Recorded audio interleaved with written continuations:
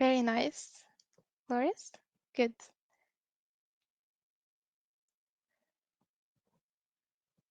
Okay, I guess we can start now. I'm not seeing any more attendees coming in. So today we're going to talk about an intro to neural architecture search. And this is a workshop brought to you by Code Labs Academy. So just dive in. So a bit of an introduction about myself. I'm Mesa Zwambi. I'm a CLA instructor at Code Labs Academy. So I'm also at the same time a PhD candidate in deep learning at the University of Lille.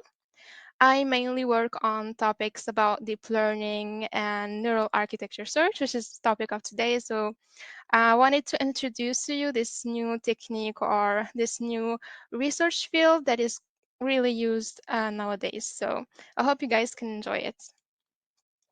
So I wanted to open up with this quote by Andrew Ng. I hope you know him. He's really famous. Um, it says that machine learning is the science of getting computers to act without being explicitly programmed.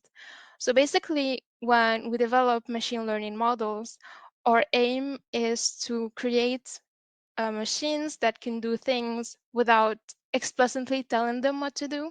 So unlike older programs or normal code where you actually have to give the instructions, really detailed instructions to your program. Now you don't have to explicitly tell it what to do, but actually make it learn to do a certain task.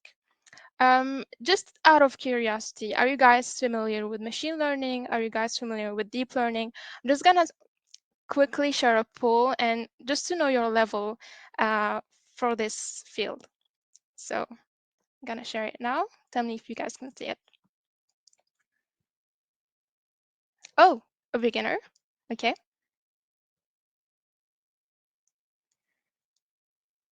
A lot of beginners. Okay, good. Okay, so we have a lot of beginners, some people who are familiar with it, a little bit who are quite comfortable. I guess that's the overall thing for our audience, but don't worry, even for the beginners, I'm going to try to simplify things as much as possible. Okay, let's move on. So if we want to build a machine learning model, or machine learning application, we usually go through a certain pipeline. And this pipeline could be true for deep learning models or classical machine learning models. So the first step we usually do is collect our data, of course, because machine learning is depends highly on data. So that has to be the first step is usually data collection. So data collection means getting from different sources the kind of data we want for our task, that we need for our task. And right after that, we move on to data processing. It includes cleaning, making things normalized, a lot of tasks that related to data processing to make it usable for our machine learning model. So after that, we move on to feature engineering. So this step can either be present or not, depending on the type of machine learning model that we're using. But usually feature engineering means in my data that I have, that I collected, that I processed, what are the relevant features or the relevant information inside that data that can help me create or develop my model.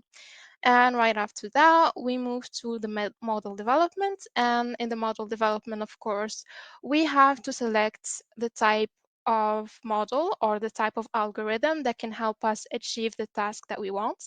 And then after that, if we choose our model, we also have to choose some parameters that are relevant to that model, depending on what we choose, of course. So we have depending on the model selected, we can have different hyperparameters or parameters that we have to tune and choose in order to develop our model. And after we've done that, after we've coded our model, we move to the model evaluation. So here we test out how this model is doing. Are we actually achieving our task properly, or is there something that we have to change? And usually we don't really get it at the first try. So we always have to come back one step or two step, sometimes three steps before. So if we have bad results for our model. Sometimes we have to move back to the data processing. Maybe my data is not that well cleaned, it's not processed well. There's some things to move around to see if it can give me a better model quality. Sorry. And after that, I have to check if my feature engineering is quite useful. So did I select relevant information? Did I create relevant information from the data that I had? And maybe this can help a lot to modify or improve my model. After that, maybe the problem would have been the model development. So sometimes I have to choose a whole different model, a whole different type of, for example, if I'm using deep learning, I have to create another architecture, another architecture, for example. I have to tune my hyperparameters better, etc. So if I do that, I have to go back to my model evaluation, see if it improved or not. And if I still don't get it in a second try, I go back, etc., etc. So it's a lot of iteration. It's a lot of an iterative process. After I get my model done, I have good results, I move on to deployment and then monitoring. So that these are the main machine learning steps that and a simple expert might get through when building their model. And this is why it takes such a long time. Like as I've shown you before, machine learning models require a lot of design decisions. So the decisions can come from the steps of the processing or the feature engineering or the model development. There's a lot of things we have to tune, to choose, to tweak, and things like that. So it is a lot of design decisions, especially when we're building, we're at the step of the model development. So there we have a lot of hyperparameters to choose depending on the type of model, of course. And it is an iterative process. It is also mostly guided by trial and error. And there's no, in certain cases, there's no straightforward answer or straightforward method to get the best parameters. So we have to go back and forth and try out different things. And it is all trial and error.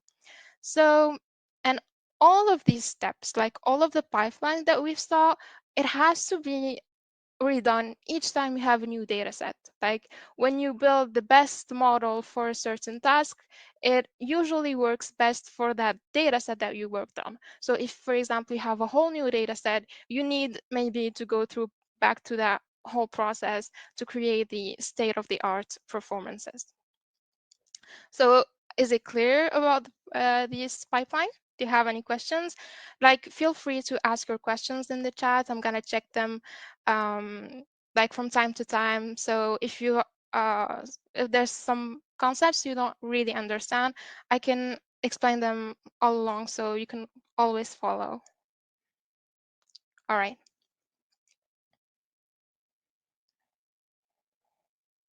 Okay, let's move on then.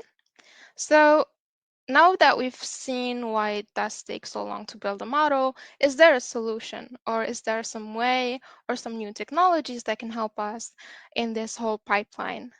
And here we have what we call AutoML. And AutoML is actually a set of techniques that can help us automate a lot of the tasks that we've seen earlier. It can help us with the data preparation, with the feature engineering, the model selection, the hyperparameter optimization, the neural architecture. So there's a lot of concepts that are included in AutoML. And the main idea behind it is how can we spare the developers from doing a lot of trial and error on their own and have this mechanism or this block that can do that automatically. So basically, the idea or what will be great for our developers is just to give the data to this AutoML thing, technology, magic box, and have directly a model that's performing really well. So AutoML is not actually that magical yet. Like we don't have a block, like it's pretty simplified here. We don't have that block that you just give it the data and it pours out the model and doing that. But we also have a lot of AutoML algorithms or modules that do a lot of things. So we have AutoML modules that do feature engineering, that do model selection, the hyperparameter optimization, and a lot of things. And what we want to talk about today is actually one technique that is included in AutoML, which we call neural architecture search, which is specified to deep learning models. So not classical machine learning, but deep learning models. And deep learning models are a lot harder to tune than classical machine learning because, as we'll see later, it takes a lot of design decisions. So in a nutshell, AutoML is this big concept that encloses a lot of techniques that its main aim is to automate the ML pipeline. And inside of that, we have what we call the hyperparameter optimization. So hyperparameter optimization is anything that can help us find the best parameters for our either neural networks or classical machine learning models. So if we have any, let's say, parameter related to that we have to tune, for example, if we are using KNNs, if we have to tune the number of clusters, if we have to tune, I don't know, there's a lot of, depending on the model you use, you'll have different parameters. So hyperparameter optimization is basically how can we do, or how can we find the best parameters for my model automatically. And inside of it, we have NAS, which is Neural Architecture Search. And this is specifically designed, these are all the techniques that are specifically designed for neural networks and the neural network architectures more specifically. So all the hyperparameters related to architectures, neural architectures, we find them in what we call NAS. So these are the bunch of techniques that we can find. All right, so that's the topic of our main of our workshop today, and I wanted to focus on that because neural architecture search is one of the most important, or it has a good impact in AutoML. It's one of the most popular areas of AutoML. So we're gonna see how neural architecture search can help us find the best architecture for a certain problem. So we're going to do that from scratch. We're going to start by building a model and seeing all the design decisions that we have to make, and then how can we use neural architecture search to help us with that. All right, do you have any question at this point?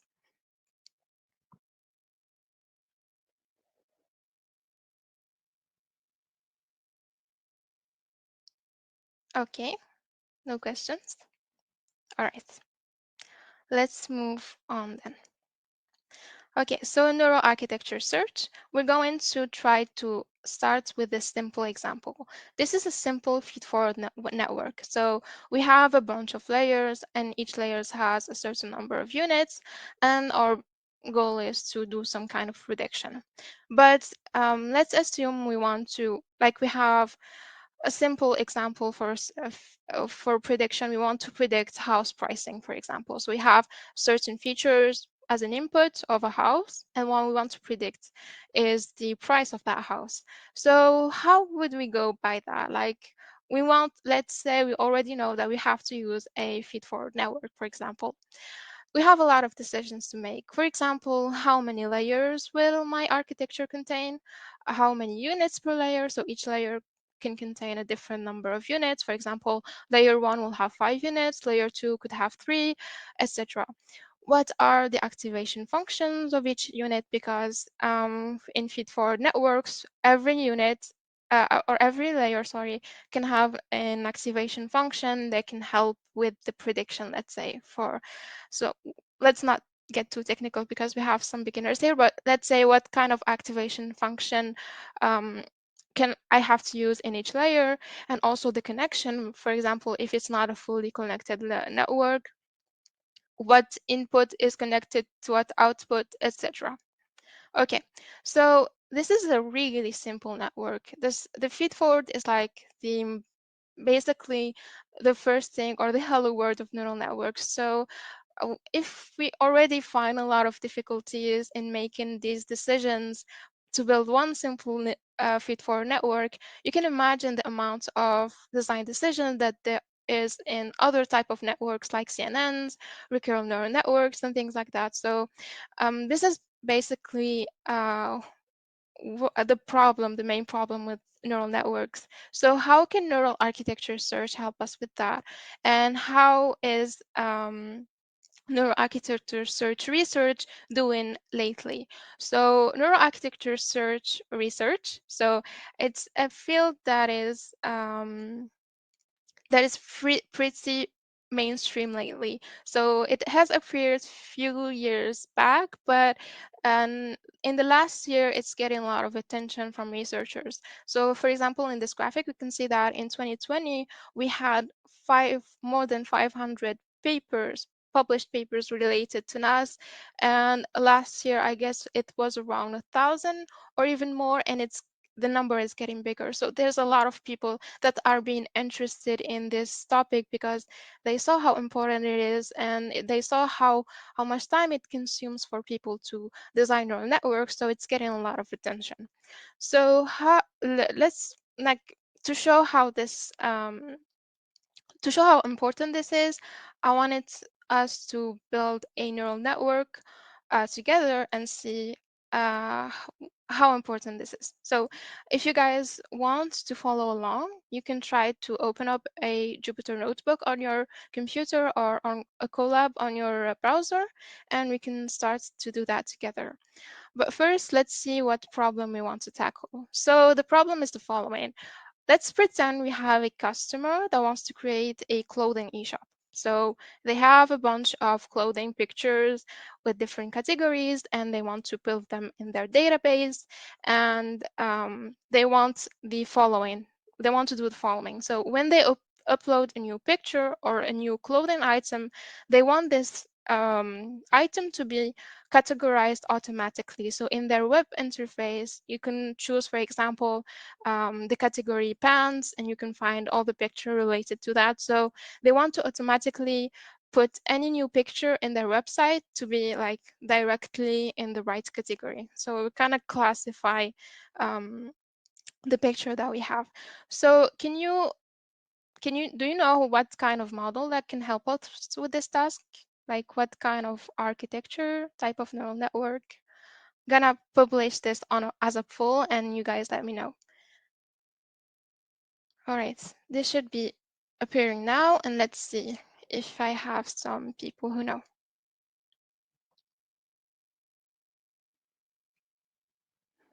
Very good, Muhammad. Very good. I put it as a poll, so try to vote. Okay, I'm seeing some votes. Some people are saying convolutional neural networks. I have also recurrent neural networks. Someone is guessing multi-layer perceptron. And we have some people who don't know. So that's okay. We're gonna do this together. And let's say the main answer took it. So yeah, we're gonna be using convolutional neural networks because mainly this is a computer vision task, and convolutional neural network have a lot of power in this kind of task. So we're dealing with images.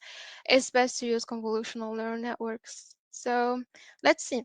For the people who don't know, I included a small slide here to yeah, so this is the data set that we will be using, because since we're actually going to code this together now, I wanted to include a data set which is the fashion amnest. So this is a data set that contains some images of clothing. They include like 60,000 examples, and some for the training and tests, etc. So yeah, they have a bunch of labels. We'll see that later.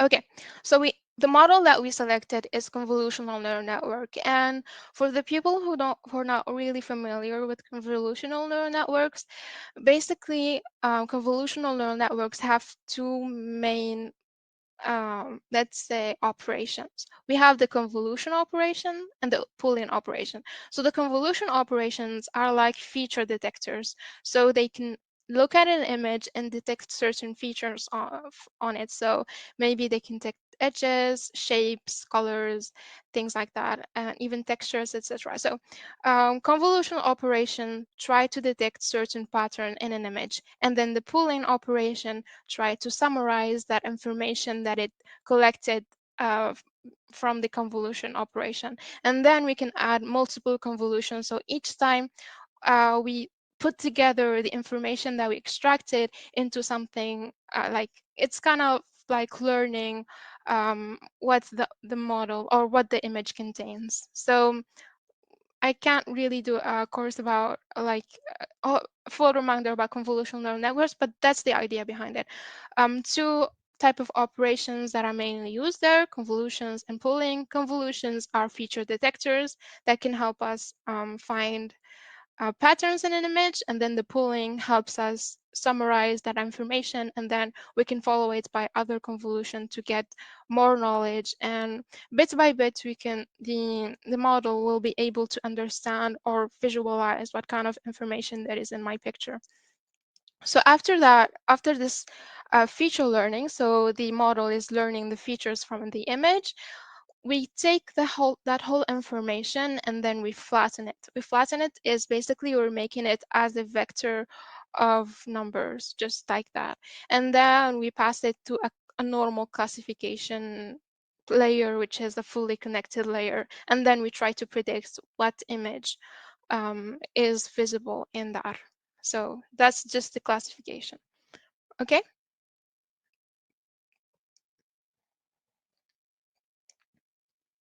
All right, so for our case, we're going to use a convolutional neural networks. And as you can see, there's a lot of decisions here to make too. So convolution operation have their own parameters to choose from.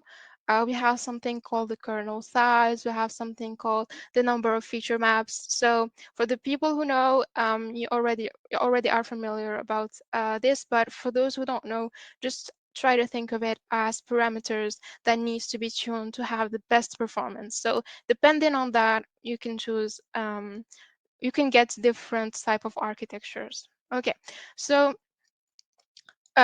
this is the model that I choose to go with. It's not something, maybe it's not the best performing one. It's something just as a start because neural architecture search will help us get uh, a better network later on. But the idea is this is starting from our image, we pass this image through my feature detector, which is the convolution operation.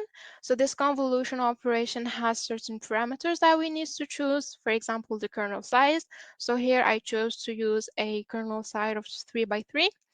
I also choose to get a activation function called the ReLU function, and the number of filter is 32 in the first operation. In the second operation, I also choose some parameters, then I follow it by a max pooling, and then I have the flattening that makes all the information as one vector of values, and then I follow it by a fully connected network than just making the prediction using a soft function.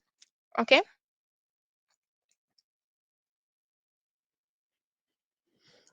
All right. So now let's try to code this together. So it's time to open your notebooks or maybe your VS Code or anything that you're gonna be using, and just try to code along with me if you want. So okay, let's move on. So here I have a simple collab.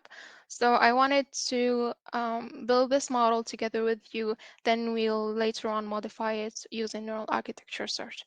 All right, so the things that we'll be needing here is I'm going to import from TensorFlow.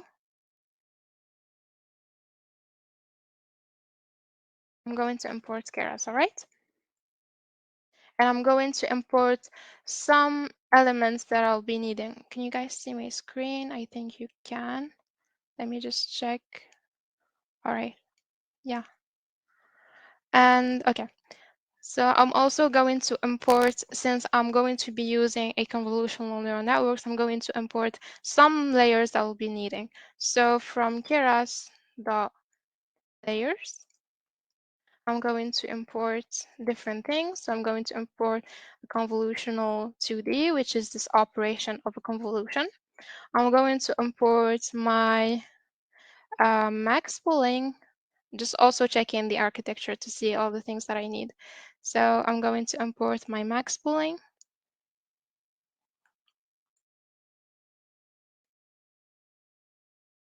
I'm going to import the flatten layer.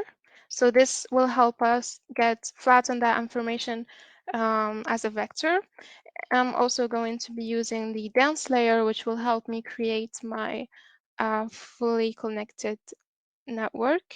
And then I'm also going, of course, to import the dataset that I'll be using. So from keras.datasets, I'm going to import fashion MNIST. So that's the dataset that we'll be using. I'm gonna run that just to see if everything's working well.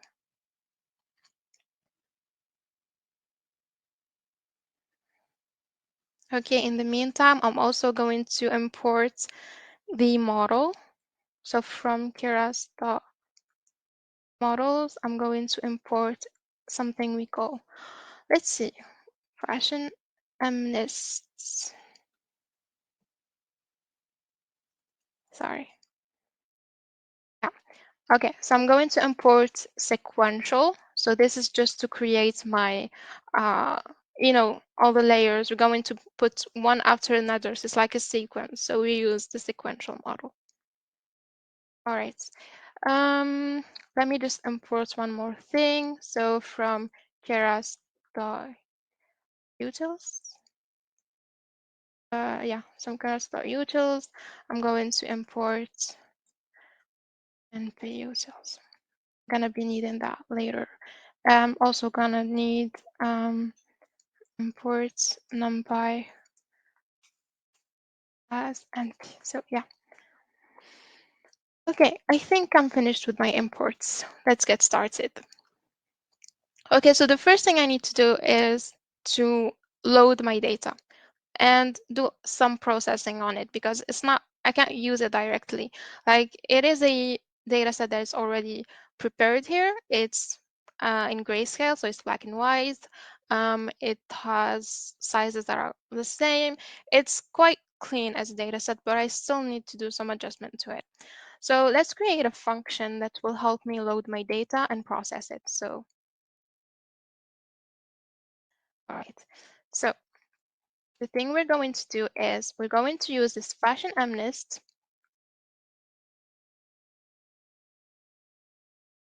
dot load. And here we can see the thing that it will return to me. So this will help me load the fashion MNIST dataset. Here are some specification about it. And these are the labels and the class's description. So we have 10 labels from 0 to 9. And this will return to me tuple of numpy arrays. So we have x train and y train as a tuple and x test and y test as a tuple. So let's go here. Well, I have x train, y train, and also x test, y test. All right. So this will return to me these two tuples of information. Okay, now let's do some processing on so X train is the image and Y train is the label. And as we've seen here in the documentation, we have 10 labels. So let's just put in something here. Number of classes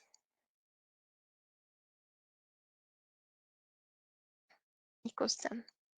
This is just something that I'll be needing later. All right, so now let's process my image. So my images are grayscale images. So the pixels are from 0 to 255, and I'm going to normalize these images. Normalizing images is useful when we're dealing with values.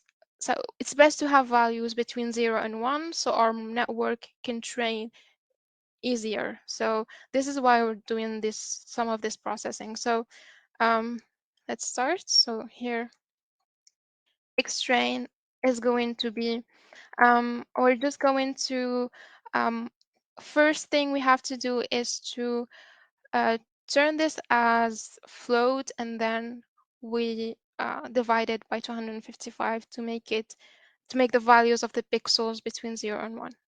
Okay, so xtrain, it's a numpy array. I can do as type. So here I'm converting it to float. Float 32, and then I'm going to divide it by 255 just to get pixel values between 0 and 1 for better, faster training. Okay, I'm going to do this exact same thing to my X-test. All right, so one more thing I need to do is to expand the dimension of this. So the dimension of this is, it's a 2D object. So the shape of it is 28 by 28 because that's what it says in here. So it's 28 by 28 grayscale images. So it's grayscale images. And since we're going to be using convolutional operations, my image needs to be um, 28 by 28 by 1 or 3. It depends on, since here it's a grayscale image, is 28 by 28 by 1. So convolution operations, like when you use it as it is, like this operation conv2d, it has to have a 3-dimensional image. I mean, this sounds a bit weird because it says conv2d, but the image is the last dimension is what we call the channel. So if the channels equals 1, it means that my images are grayscale. If the channel equals 3, it means that I have colored images. So each channel represents either the green, the red, or the blue. But that's just we'll just have to modify them just so it can be usable. So we're going to use a function that is called expand dimensions, and we're going to do that on both our training and our test set. So this is available in NumPy, and dimensions, and it takes xtrain, and then I'm going to expand the last dimension by 1. And I'm going to repeat this also on my test images.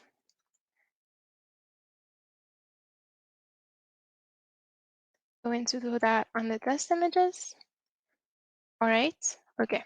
So here I finished processing my images. Now I'm going just to add some processing to my labels. So my labels are numbers from 0 to they are labels from 0 to 9 because it's 10 10 different what do we call them, labels, yeah. But to have a better training, we can do some kind of hot encoding, and then we're just making it categorical. So this processing the labels to make it into categorical, so we can use it later on for our training. Okay, so we're gonna do that for both training and test set. So ytrain is np utils dot to categorical. So I'm just telling my algorithm that these are categories. So I'm making my ytrain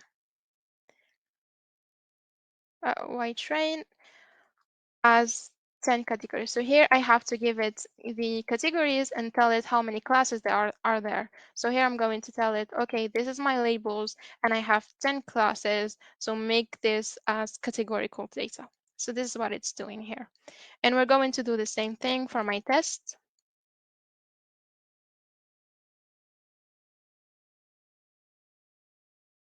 My tests. And that's it. That's the last thing we have to do with our data.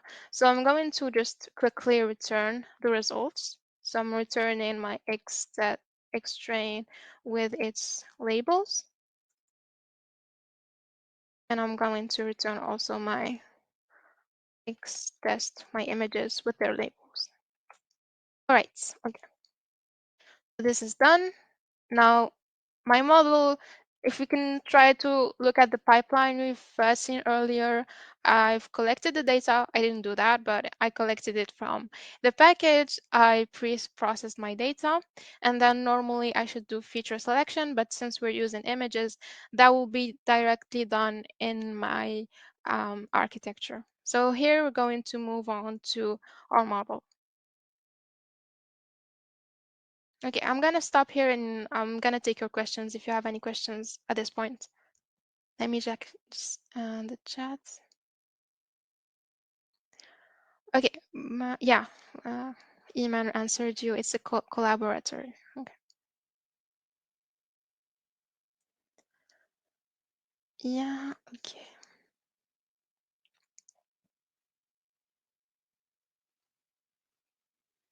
Okay, no questions? Okay, let's move on to the model development then.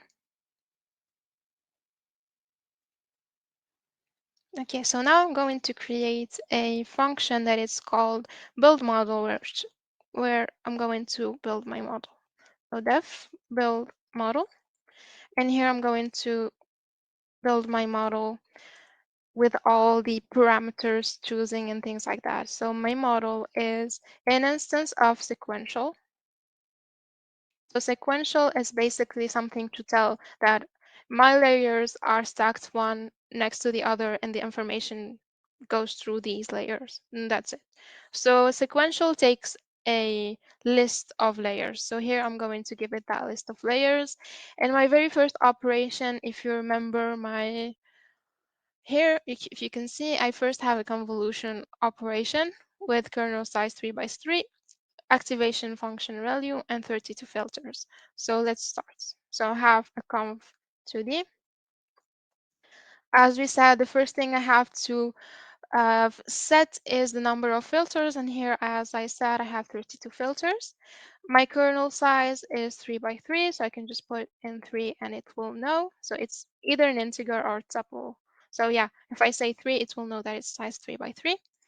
I have a lot of other parameters related to convolution. For example, the stride, the padding, and things like that. But to simplify, I'm just gonna leave everything as default and just set some of these. Okay, so as I said, the only thing that I have to set as well is the activation. And I choose to put on ReLU.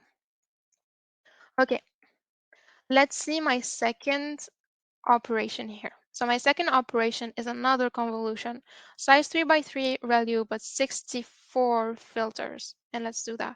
So that's the same thing. I'm just going to copy it so we don't have to code that much. And then instead of 32 filters, I have 64 filters. Okay, and this is followed by a max boolean of 2 by 2. And that's the default max boolean actually. So I'm just going to call max boolean 2D, and that's it, because the boolean size is 2 by 2 by default. And then I'm going to follow this by a flattening layer.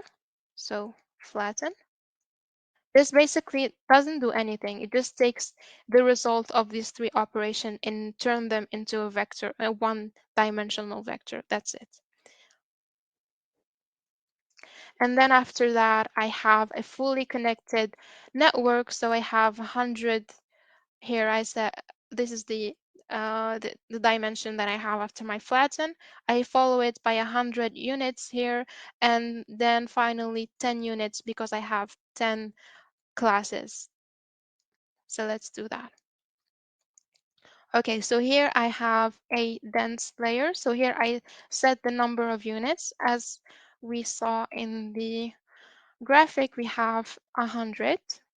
And the activation function, I have to set that too. So I'm going to put it ReLU activation function at this point. And then my last layer is 10 units because I have 10 classes.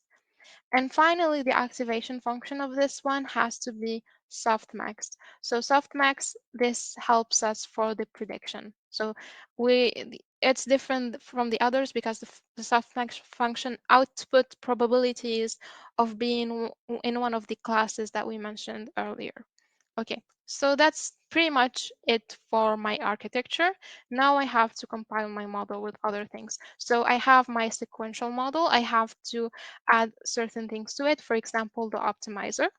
The optimizer actually helps us to um, train our network. So how do we optimize the weights of my neural network so it can perform well on the task it's given? So here I'm just going to use keras.optimizers.the atom optimizer. Here there's a lot of optimizers that we can use. For example, RMS prop, stochastic gradient descent, simple gradient descent, and things like that. But here I'm just going to use this one just for because it's quite popular. So as an input, you have to give it the learning rate. So as a default, the learning rate is set to 0.001, but that's also hyperparameter related um, to choosing an architecture. If you choose your learning rate that is too small, your network will take a lot of time to train. If you choose it too big, it might not converge. It will so yeah, that's also parameter to tune. So I'm just going to put my learning rate as 0.01 just to see how it goes. Okay, so that's my optimizer. I also have to compile my model. And here I have to give it certain information. For example, if I'm compiling my model, here I'll give it the optimizer. So my model has to know what algorithm it will use to learn from the images. So here the optimizer is my optimizer here. I'm just telling that this is the optimizer I'll be using. And I also have to give it certain information, for example, the loss. So it has to know what loss it will be using to update the weights. So since we have oh, let me just ask this as a quiz. Do you guys know what loss function I can use here in this case?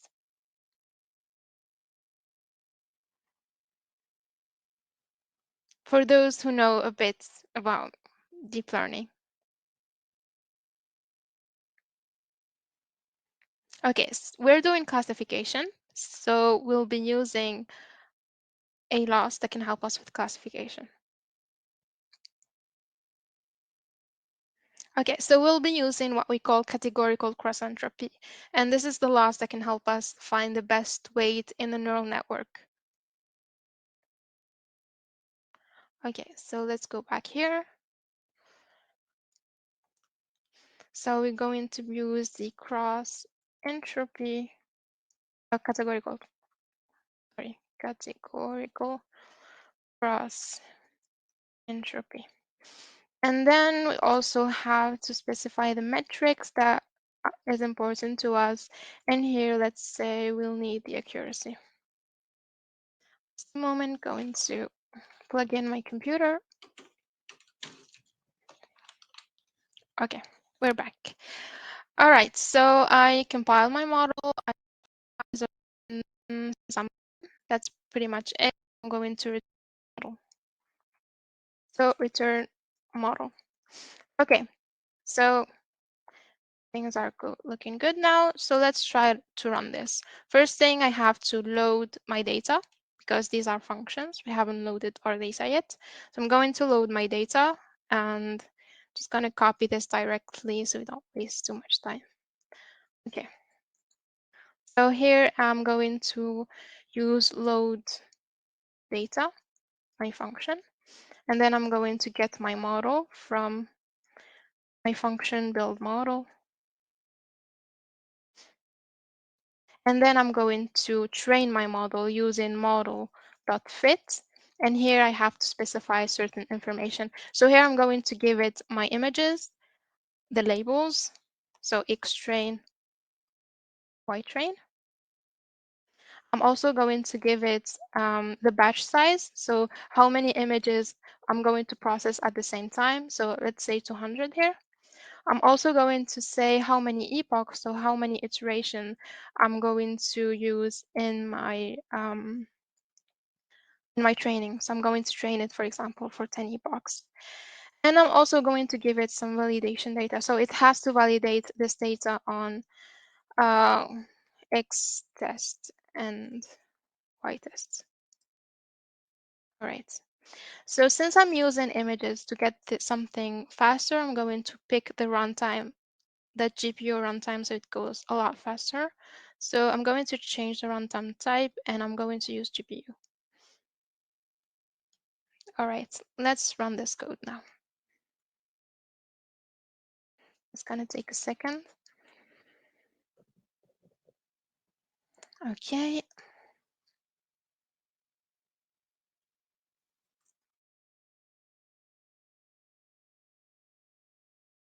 Now I'm going to use my model what fits. Let's hope I didn't get any errors.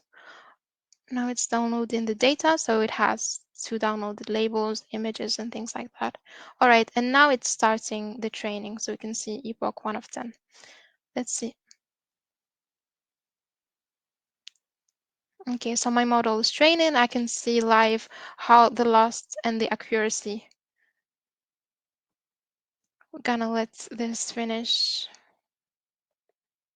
In the meantime, tell me if you guys have any questions.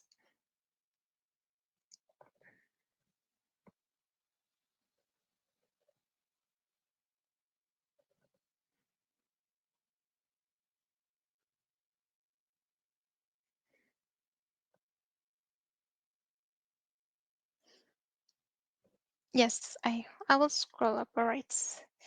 Let me see. Is this good?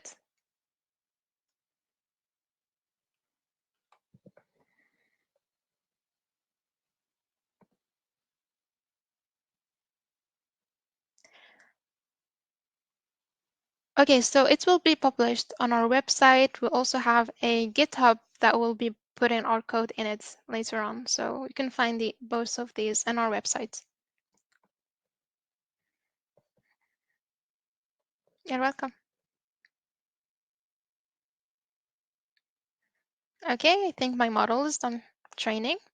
And let's see, just going to do loss accuracy, and I'm going to do model.evaluate. So I'm going to evaluate my model on my test data. So X test, Y test, and it's going to return to me the loss and the accuracy. And I'm going to try to print the accuracy after that. So here I'm just going to print the accuracy of my model and see how I did. Okay, 0.9, this is very good because basically the fashion MNIST data is a really good, it's a kind of an easy task. It's not a real image. It only has 28 by 28 pixels. It's grayscale. It's um, very well processed and everything. So this is not really representative of reality. Like you wouldn't get 90% accuracy in normal cases, but we did pretty well.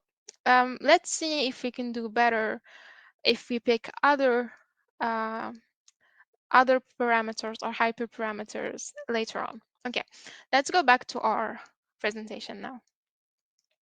Okay, so now we did our models. We saw how difficult it is to pick the different things. So here I picked them already, but if I ask you questions like, what would you choose in the first layer? What would you choose in the second? What are the hyperparameters and things like that? You'd see there's a lot of decisions in the process. Anyway, so it can also get a lot more complicated because if you can see here, you just have like, what, 3 layers? But real models, state-of-the-art models that can work on real images are a lot more complicated. For example, these are some example of famous architectures. We have inception models, we have VGG16, VGG19, we have DenseNet and things like that. So they have a lot more number of layers. So for example, VGG16 has 16 layers and it's considered small compared to others. So yeah, there's a lot of decisions to be made in all of these architectures, and all of them have been done manually. So these decisions are just like trial and error. They try some term parameters, they see if they work or not. They tune, they go back to evaluation. They do a lot of things to get these state-of-the-art architecture that us we can use right now, like as they are right now. So um, it's a lot of work. Yeah. So for example, this is VGG16. As you can see, it has 16 layers, and we have convolutions, max pooling, fully connected, and softmax, just like we did earlier here. But as you can see here, all of this have different things, different parameters. So the number of filters, the kernel size, the pooling size, and things like that.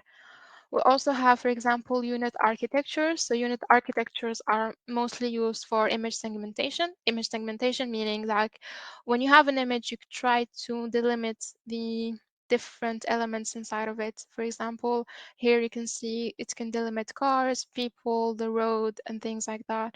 And here, for example, we can see a, a very known task of image segmentation, which is finding the tumor in certain radiographs and things like that. So that's how an expert would do, and this is how unit would do, and this is quite impressive.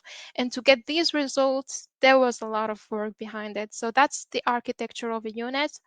So these are also the blue arrows are just convolutions. These are pooling operations and things like that. And all of these have their parameters, and it took a lot of time to design this.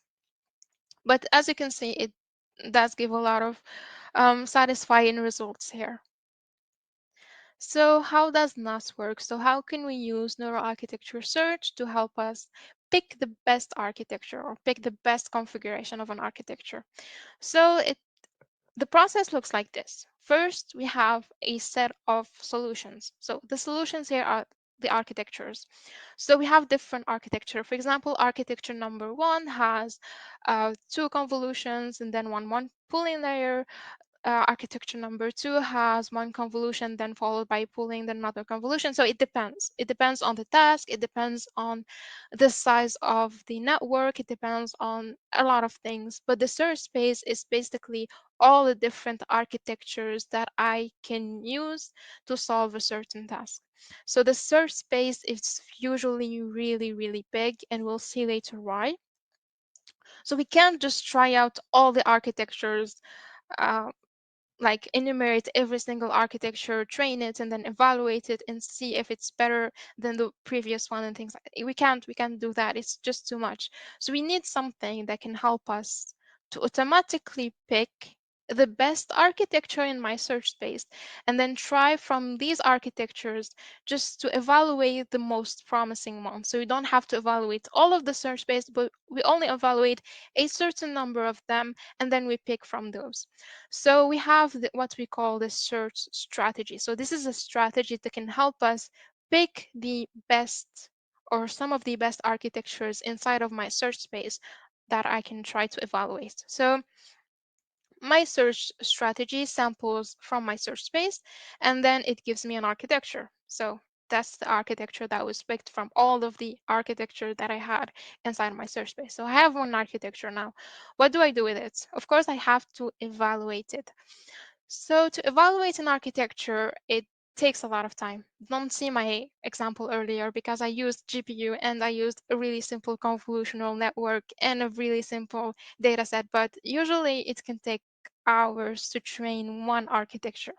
So sometimes we can't afford spending hours just to evaluate one architecture since we'll be evaluating more than one architecture to pick the best one. So evaluation strategy, there are some research that has been done to try to predict or try to estimate the performance of an architecture without having to train it. But we'll see about that later. So my evaluation strategy gives back a result to my search strategy, and this search strategy tries to pick a better network next time. So automatically, without us interfering, without us changing, for example, the fertile size or the kernel size, the search strategy itself will know what hyperparameters to tweak or to tune or to change in order to get a better network next time. And then it goes back to the evaluation strategy, then back to the search strategy, and so on. So we do this operation. So the NAS process do that on its own a certain number of time until it finds the satisfying architecture that we'll be using for our network, for our model. Okay, so is it clear for the NAS process? Do you have any questions about it? Okay, okay, Roger. I hope you can see we can see you in other workshops though.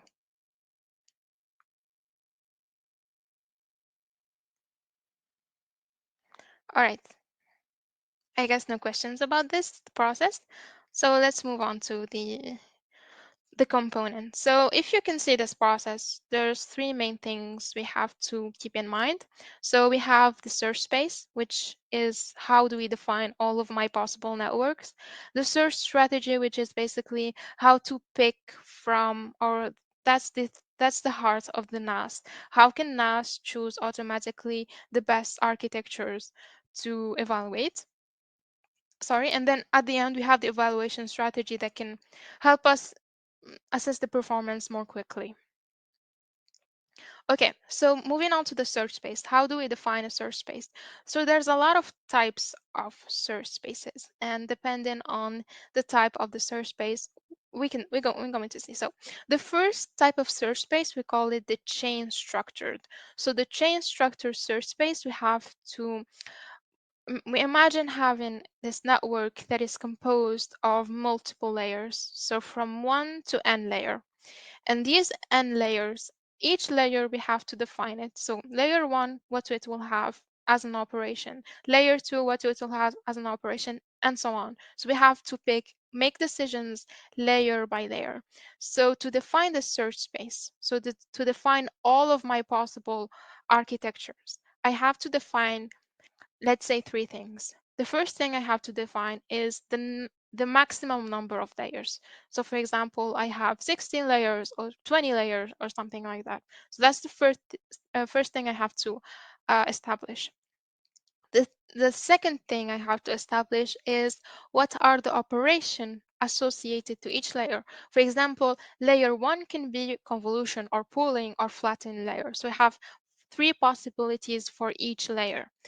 And for example, some other thing I have to specify is the hyperparameter associated with each of the operation. For example, if I have a convolution, the convolution needs to be to have a number of filter decided and the kernel size decided and the stride size decided and things like that. So these are the three main things that I have to define in order to define all of my possible architecture, all of the possibilities that can make an architecture.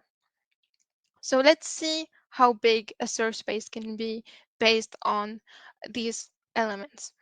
Let's pretend I want to create an architecture that has 12 layers, and each of these layers can have three possible operation only. That's not much, just three. And in this three operation, let's say each operation only has two hyperparameters that I need to set. That's not much, you know. So as we saw earlier, we have, for example, VGG16 has 16 layers, or for example, DenseNet can have, I think, maybe there's architectures that have hundreds of layers. But let's just pretend I have to define an architecture with 12 layers. Each layer can take three possible operations, and each operation has only two hyperparameters. So the total number of possible architecture, so there's a big number of combinations, is basically 2 billion possible architectures. So how can we choose from these 2 billion possible architectures? It's just crazy. That's why we need a search strategy. That's why we need some way to pick from this whole huge search space, to pick a combination of an architecture model. Okay, so the chain structured is basically this classical way of doing things. We can just do things more in a smarter way, let's say. We can use what we call the cell-based search space. So experts noticed that we don't have to have each of my 12 layers to be different. For example, we can pick a subset of layers, for example, three layers and then three other layers, and then repeat them as blocks. For example, we define what we call cells or blocks. Let's say my architecture, it has 12 layers, but these 12 layers don't have to be like different, or we have to pick them one by one. We can just like pick blocks and then repeat these blocks. For example, I only here have to define cell type number 1 and cell type number 2. So cell type number 1 has 3 layers and cell type number 2 has only 3 layers. So the choice here, instead of choosing 12 layers, we only choose 6 layers. You see the difference? And it makes the search space a lot smaller. So the same example, 12 layers, 3 possible operation per layer, and 2 hyperparameter per operation. Sorry, there's a typo here. It should be per operation. And here, since I only have 6 layers to pick from, and these they are repeated as cells, so the cells, they have their places already chosen from, the number of possible architecture diminished to around 4,000 instead of 2 billion. You can actually see the impact of choosing your search space well. Okay, is it clear?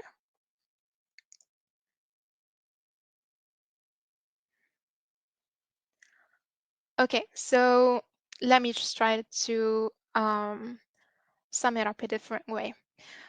So we have in the cell, in the chain structure, let me just say, okay. Okay, I see. Okay, all right. So if you don't have more questions, let's move on to the next slide. Okay, so now we've seen in the cell block, we have to define some operation, which is the cell structure. For example, in each of my cell, how many layers I should have and things like that, the order of the cells and the input of each cell. Now let's move on to the search strategy. How am I going to pick between this 4,000 or 12 billion or whatever number of possible architectures that I have? How am I going to choose which architectures I'm going to evaluate? So here I can do something very simple, which is basically what we do manually, which is random search, which basically mean we just pick things randomly and then trying them out.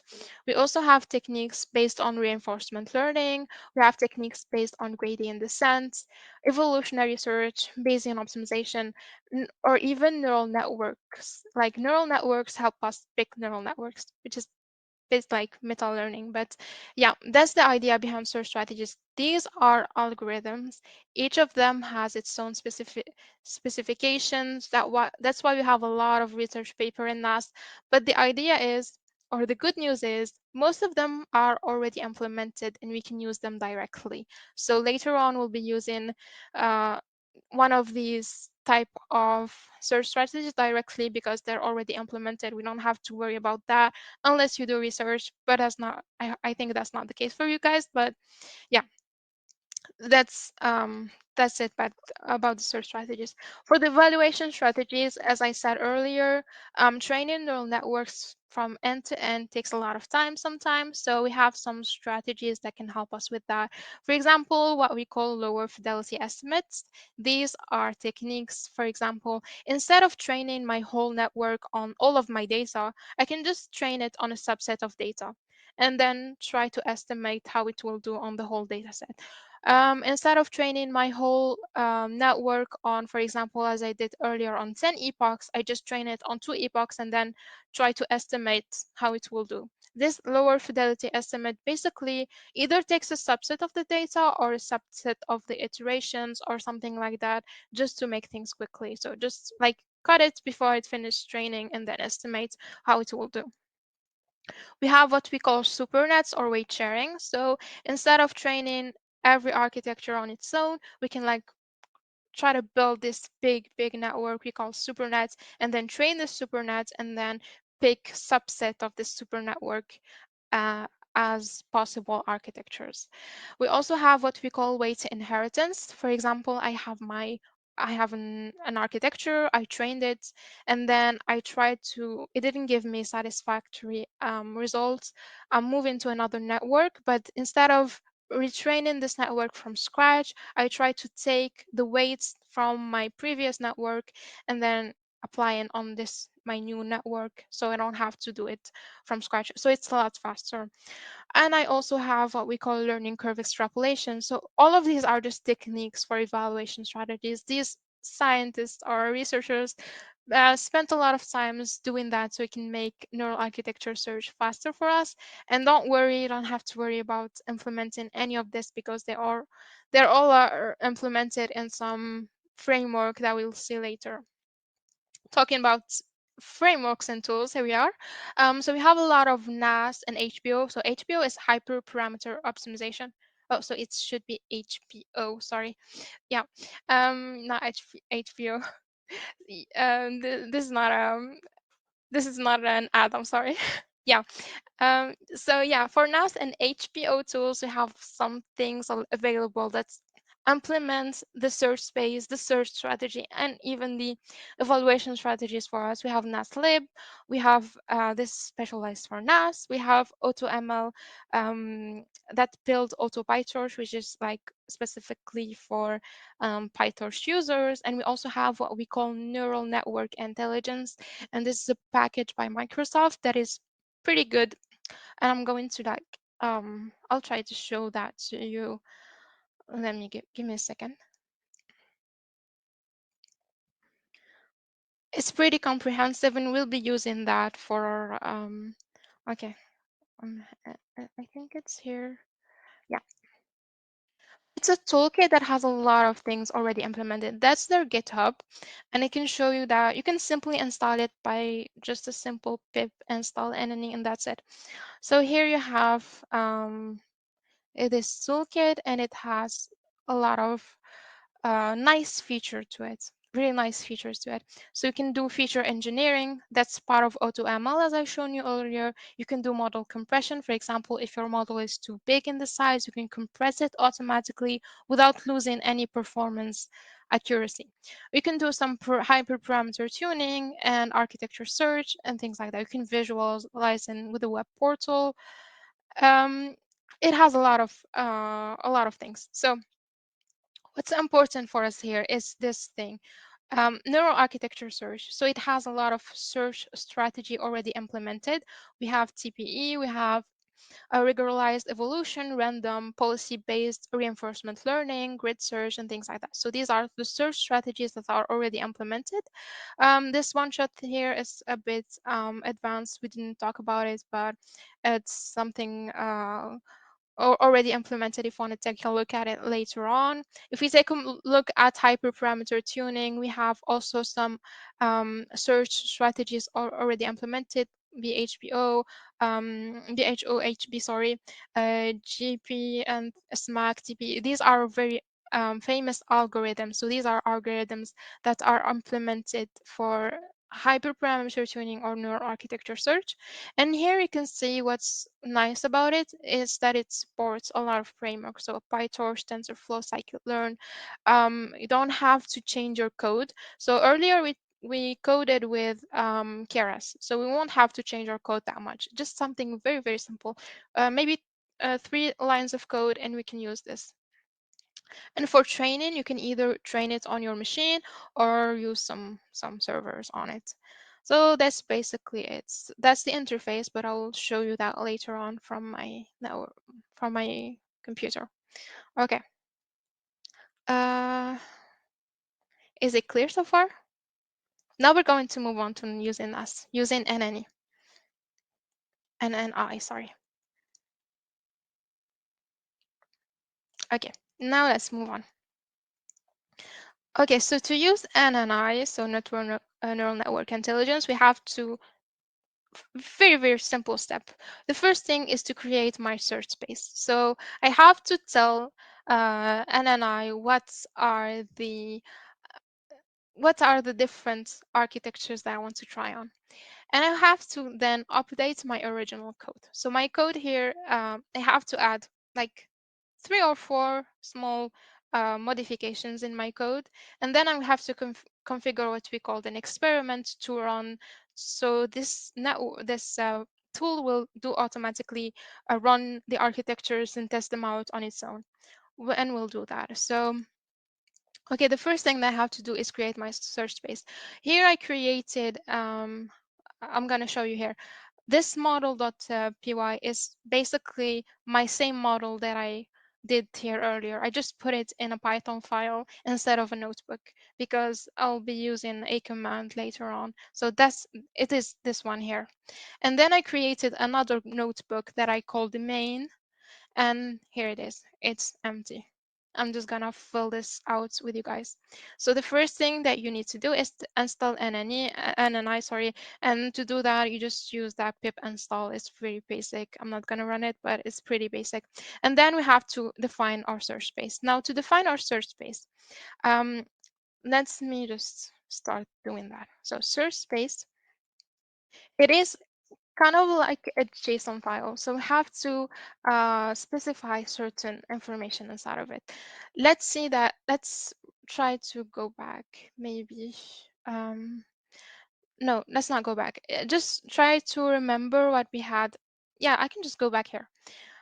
Here we have, as we can see, we have two convolutions, and then I have one dense layer that, let's say I just want to try out different other architectures with different size of filters and different size of kernels and a different size of, let's say, dense layer and a different learning rate. Let's say I'm going to play around a bit with these different parameters here. Okay. So I'm going to try out for my filters, for example, I want to try out, let's say, instead of having 32 filter, I want to try out 32, 64, 128. I want to try different things. So I want to do that, and I'm going to tell my algorithm to do it for me. So the first thing I have to do is uh, tell it that filter size of C1, my first convolution, I want to try out different things there. It, I don't want it as 32 as I hard coded it earlier. I want to try out different things. So here I'm going to do this. I'm going to tell it that the type, so type is what is the type of this operation? This operation is a choice, okay? I want to choose from different values. And the values are the values that I want to try out. So here we're defining, if you can remember the search space that we talked about earlier, we're trying to define the different possible hyperparameters of each operation. So the different hyperparameters that I want to try out is 32, 64, and 128, just as an example. So this is for uh, my first hyperparameter, which is the filter size of my first convolution. And let's say I want to do the same thing for my second convolution. Okay. For my second convolution, I want to try out these different hyperparameters. And I want to try out also different kernel sizes. So this is exactly the same thing. I'm just going to copy these two here and then modify them with you guys. So here, I'm going, instead of having filter size, it will be kernel size. So kernel size of convolution number 1 and kernel size of convolution number 2. So my type is choice. I want to choose from these different values. And my kernel size, I want to choose between 3 and 5. And same thing here, 3 or 5. And you can see already the number of combination. It gets pretty it's getting bigger. For example, I can have an architecture that has 32 for the first convolution with the size of kernel 5, and for example, a filter size of 128 for the second convolution, and 3 for the kernel size. We can make a lot of combinations or different configurations here. And something else that I wanted to show you is I want, for example, to have the learning rates. Also, it's a hyperparameter that I wanted to choose. Here I put 001, but I can have other things, for example. So let's go back here. And I want to choose so the type here is not choice because it's a continuous value. So I'm going to use type equals uniform. And here the value will be, I'm going to tell it try out values from 0.001 to 0.01. So it's going to try out values inside this range. And it's is choosing this range because I said the type is uniform. Just pick like sample in a uniform matter and a value in this range. So that's what I'm doing here. Okay, now I did my search space. Let's move on to the next step, which is update my original code. So I have to first thing remove any hard-coded values. So as you saw earlier, I hard-coded some values here. These are things that I want to change to find the best thing. So I'm going to change that. I'm going to remove them. I'm going to get the parameters from NNI, and there's a line of code to get to do that. I have to report intermediate results. So NNI needs to know what's what are the results I get from each of my networks. So I'm going to have to report some result to it so it can know next time. You remember that process thing that we had? So my evaluation needs to return the result to my search. So I have to return the result to my tool to get a better network next time. And finally report the final results. And then we configure the experiment together. All right, let's go to our um, let's go to our thing here. So I have this model.py. I'm going to open it in VS Code so it looks better. I mean, I could do it here, but this is a notebook. But let me just share something else.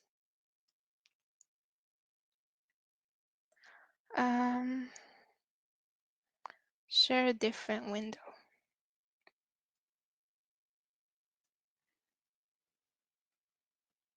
Share. Okay. Let me check if you guys can see. All right, I think it's clear. So this is basically the same code that I have. If you can remember, number of classes, loading data, creating model. This is exactly what I had earlier. Here I've just made a small main just to put the run. I put this inside a function and that's it. But this is exactly what I had earlier. So the first step, as we said, is to remove any hard-coded values. So my model here will take parameters from NNI. So I'm going to pass parameters here. So here parameters, so params, and then I'm going to specify filter size C1. And then here should be params is filter size. We have to name them exactly as we define them in the search space. So filter size C1 here should be kernel size C1 and have the same thing here. Just gonna copy it.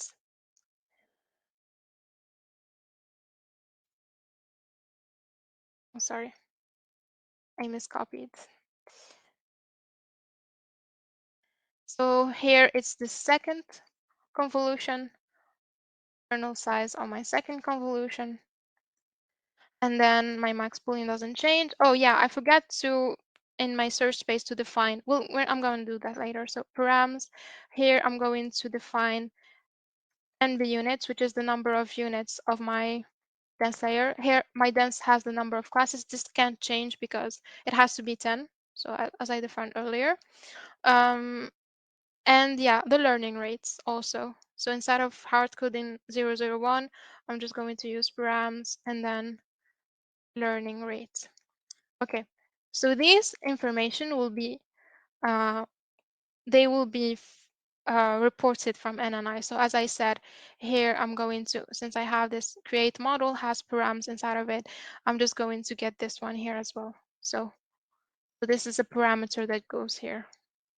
And here I'm going to get this information, as I said, from NNI. I'm going to use that in a try block. So yeah, first thing I have to import NNI here, sure.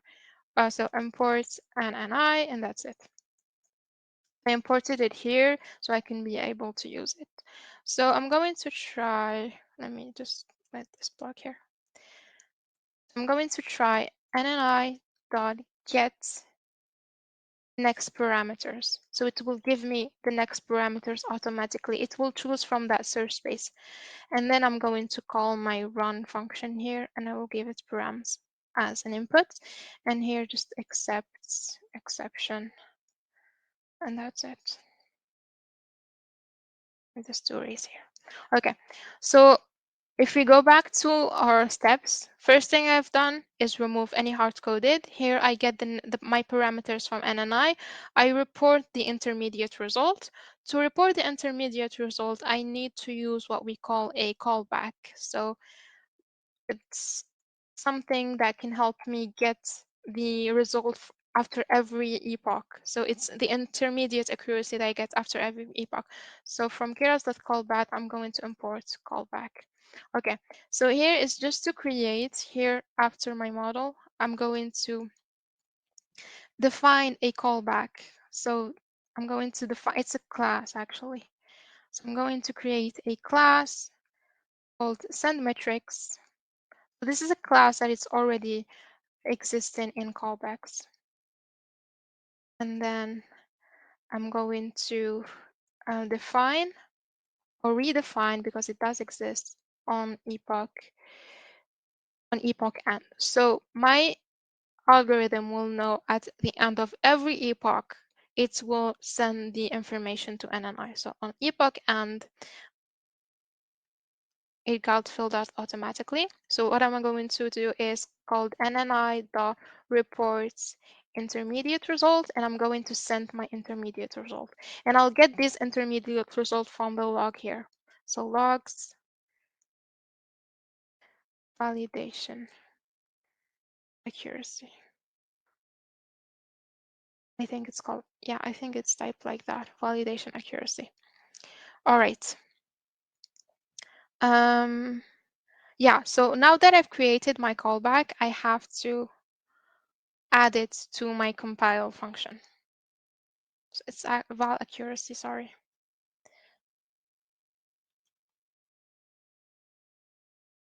Okay, so when I compile, I give it the loss, the optimizer, the metrics, and I can also give it the callback. Callback and, no, sorry.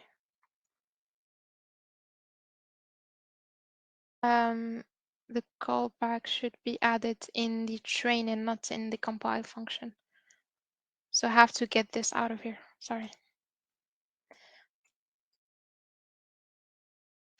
Okay, so this is my class. And when I compile, when I train my model, when I do my model.fit, here I have to add the callback. So that's because it will be used during training. So during training, I'm going to add the send metric callback. So this way, at the end of each of my epochs, it will send the report the intermediate result to NNI. Okay, so I did the intermediates. The last thing that I need to do is to report the final result, and that's it. So here, after my training, I report my final results. So NNI.reports final results, and I'll give it the accuracy. And that's it. That's all I have to do. I'm gonna share my other screen again. Okay, let me see. Share.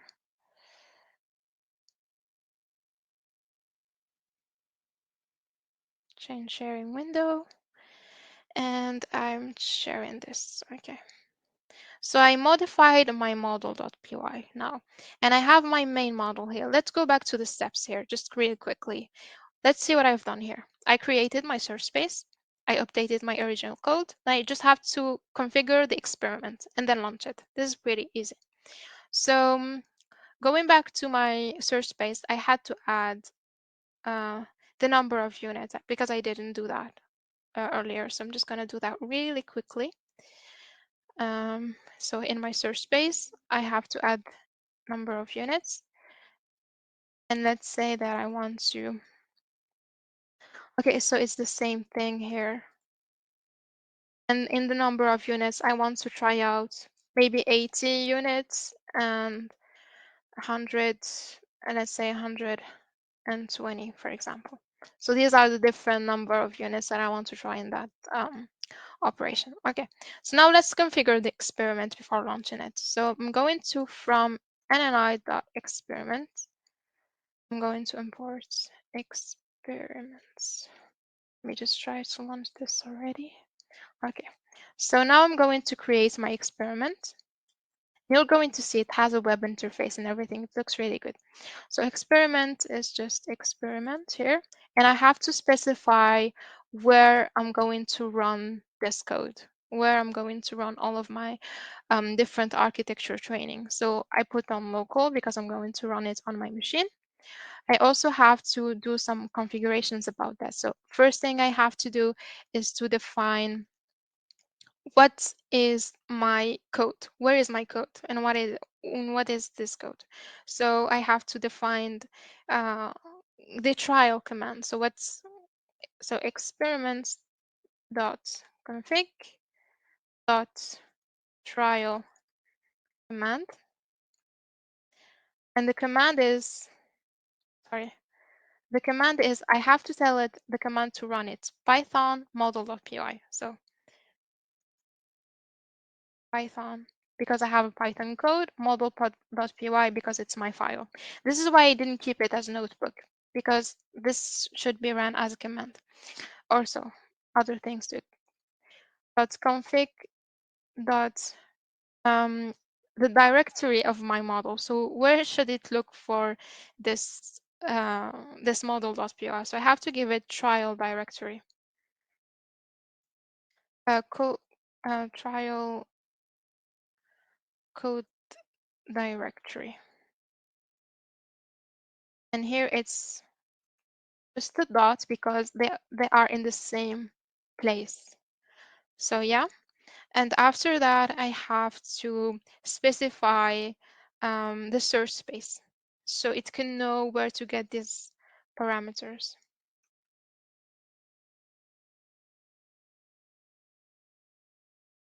And my search space is basically this one, so I'm just going to give that search space.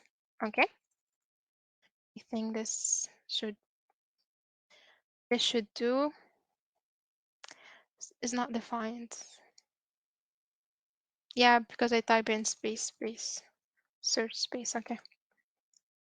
All right. So I have few other things I have to specify. For example, then the my search strategy. As I've shown you earlier, there's a lot of algorithms. For example, grid search, random search, evolutionary things. I have to choose the name of my algorithm that I'll be using. For example, here, experiment dot config dot tuner dot name, for example, and here I'm going to use, for example, TPE, which is an algorithm, I think an evolutionary algorithm. There's a lot of parameters to tune. You can find this on the documentation, but these are the main ones.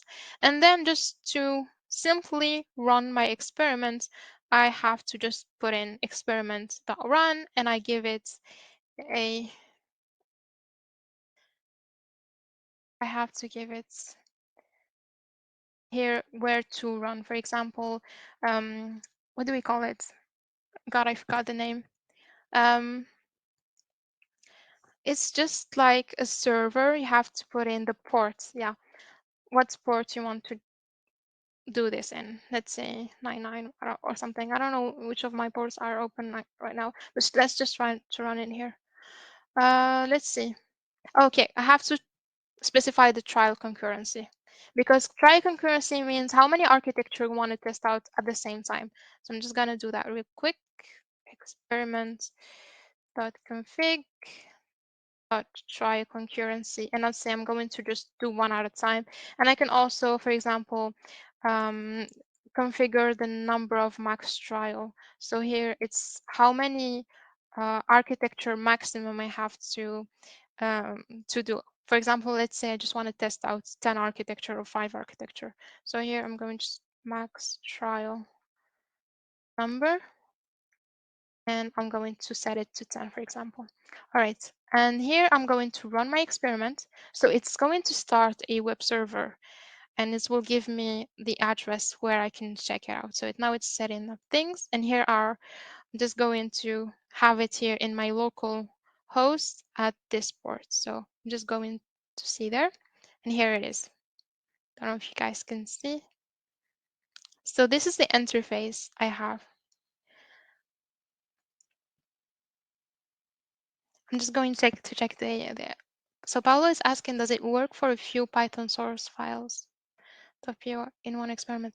No, so you have to specify an experiment for each different model that you have. So if you have one arc, yeah, you have you have to do multiple experiments, but you can do that at the same time. You can you just have to use different ports for that. For example, here I used 1899, but you can use other ports for other experiments. Okay, so here's the interface that I have. This is the overview of my experiment. It has the start time, the ID, and things like that. Here's the the duration, sorry.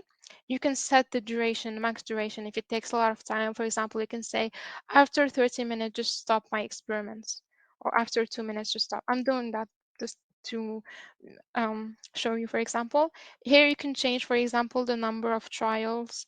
Here I said 10 trials, for example, to test out more architectures. You can put in 15. It can change automatically, as you can see. Here it says the number of failed trials, the number of running trials. It shows you the training platform, the TPE, a lot of things. So you can see it here. Here you can also see the trial details. Since it does take some time to train all of this, I already did one experiment beforehand and I've ran it. It's the same code, the same things, just this at the end of it. It did take 2 hours because I don't have a GPU on my local machine, but it should take a lot less than that if you have a GPU. Anyway, so I've tried 5 different architectures. So I did a number of max trial to 5. I used this tuner. This is the command as I shown you earlier. And here you can see the top trial that you have. So I only ran 5 trials. So I have this 5 top trials. And if you hover over it, it can tells you actually what's the different configuration or the best configuration that they found. For example, it says here that using the filter size for convolution number 1 to 64 and convolution number 2 to 128, and both kernel sizes to 3 with a number of units of 100, and this is the learning rate. It actually gives you the configuration automatically, so you don't have to run it on your own. So there's a lot of things here as well. So this is the other trial, and it gives you the accuracy it found for each of them. So that's the metrics that we had, and we did some improvements from our initial thing that we had 90%, I think. So the best one I found is 91. This is a slight different, but it could be more visible if you had more parameters to play with and a harder task, because this is quite simple. I mean, the metric it was already high. These are the trial details, as you can see. So this is basically what we saw earlier, but a bit bigger. Here you can see the intermediate result. So this, for each epoch, we ran this for 10 epochs for each experiment. So each of this, you can see the trial number and the different parameters for it. So this is the one that did the best. So the one in purple, and you can see the different things here. And you can also have the operation. There's a lot of things here to cover, like this overview here. You can, for example, take a look at your search space. It gives you, it showcases it quite nicely here. You can, for example, find your config, for example, here, like how did you configure your experiments. And here we have log files in case you have errors and things like that. So this is for the NNI manager and this dispatcher log. Okay. So this is basically our tool that can help us maybe better in real case scenarios, because this fashion ML is really simple, but in other cases you can actually see a lot of improvements. And this is helpful because you can't try out on your own all of this different configuration, but it will know to smartly pick the architecture to evaluate. So this is NNI, and this is the end of our workshop here. I hope you guys enjoyed it. Let me know if you have questions.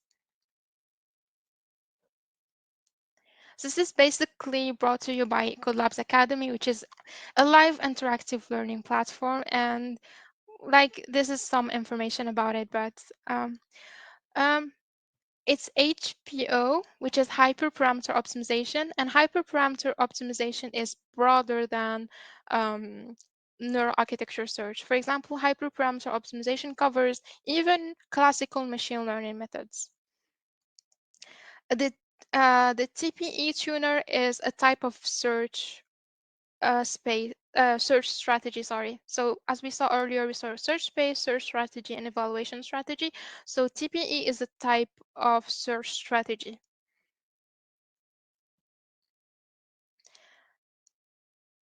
You can choose your own port, so it's not the same. Like for the, I'm going to show you real quick again. Here I chose, you can input it manually.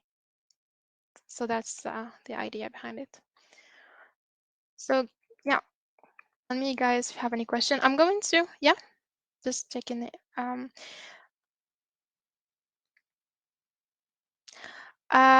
The things that I've tried out are actually NNI, and there are other things just strictly related to parameter optimization, not just neural architecture search. That is interesting, which is AutoScaLearn and